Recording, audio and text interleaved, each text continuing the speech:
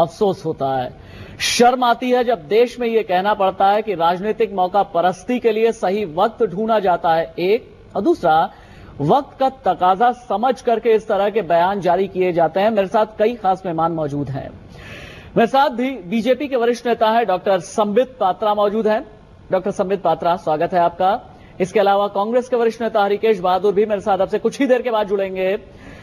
वरिष्ठ पत्रकार सतीश पेडनेकर लाइव मौजूद हैं। Former chief justice MP justice PC Agrawal भी हमारे साथ हैं और मुंबई से शाइना एनसी मेरे साथ जुड़ी हुई हैं।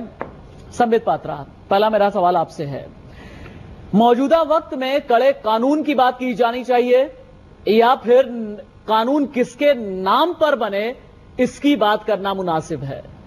देखिए, आप बिल्कुल सही बोल रहे हैं। हाँ। कि जो विषय शशि थरूर जी ने ट्वीट करके देश के सामने रखा है, मेरा मानना है कि वह विषय बिल्कुल एक अनावश्यक भटकाव है। हाँ। वो ऐसा भटकाव है जिसकी इस मोड़ पे कोई आवश्यकता नहीं थी। अभी लड़की के विषय में सभी को चिंता है। लड़की के मरने के पश्चात, इस संसार को छोड़ने के पश्चात इतनी चिंता है कि उसके नाम पर सड़क होना चाहिए, उसके नाम पे कानून होने चाहिए। यही चिंता अगर शशि थरूर जी लड़की जब जीवित थी उस समय दिखाते तो आज लड़की हमारे बीच मुस्कुरा रही होती, अपने घर परिवार के बीच में होती। अगर वो महिलाओं के सिक्योरिटी के विषय में समय रहते ट्वीट करते तो बहुत बढ़िया होता।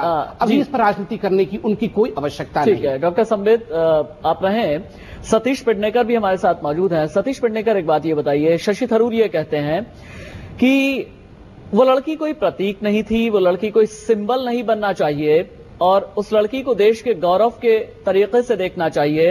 हिंदुस्तान के इतिहास में वो एक बड़ा बलिदान देकर के गई है, उसका बलिदान व्यर्थ नहीं जाना चाहिए। और अगर उसका नाम छिपाया जाता है तो मेरे समझ में नहीं आता कि वो किसका हित साध रहे हैं, ये कहना है शशि थरूर का। मुझे ये बताइएगा। अभी दूसरा, हिंदुस्तान एक और बात आपसे पूछता है और वो बात यह है कि अगर पीड़िता के मां बाप को अगर आपत्ति नहीं है तो फिर आप इसे नीडलेस डाइवर्जन क्यों कह रहे हैं? देखिए, पहला तो मैं बहादुर साहब के उस प्रश्न का जवाब दे दूं जो उन्होंने कहा कि यह हमारे स्वभाव में है। जिस तरह ट्विटर के विषय को शशि थरूर जी ने सामने रखा, भारतीय जनता पार्टी ने पहले ऑपोजिशन नहीं किया। बहादुर जी के जानकारी के लिए कांग्रेस ने पहले उन्हें स्नब किया।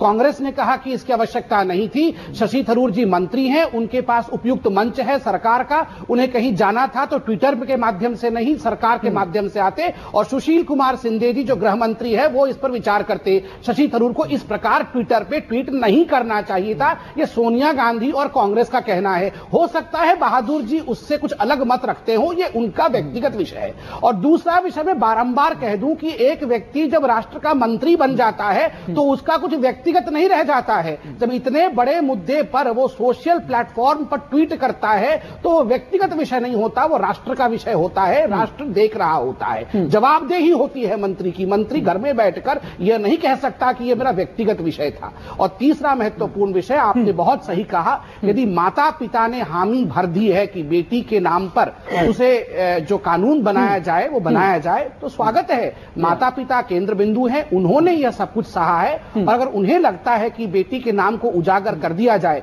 मैं आपको बताऊं, हमारे जो प्रदेश के अध्यक्ष हैं विजेंद्र गुप्ता जी, उनके भी मोबाइल फोन पे आज सुबह उनके पिता ने मैसेज भेजा है और मैसेज में उन्होंने बेटी के नाम को सार्वजनिक किया है, अपने नाम को भी सार्वजनिक किया है और कहा है मैं चाहता हूं मेरी बेटी ने कोई गुनाह नहीं किया, कोई सिन और अपराध नहीं किया, इसलिए उसके नाम को आप सार्वजनिक कर सकते हैं। यह एक दूसरा विषय है। बारंबार मैं कह रहा हूं कि यह विषय को भटकाने वाला जो तंत्र अपनाया जा रहा है यह नहीं होना चाहिए। अहम मुद्दा है कानून बनना। और आप भी मानेंगे, दामिनी के आत्मा को शांति तभी मिलेगी जब ऐसी कोई घटना दोबारा देश में ना हो।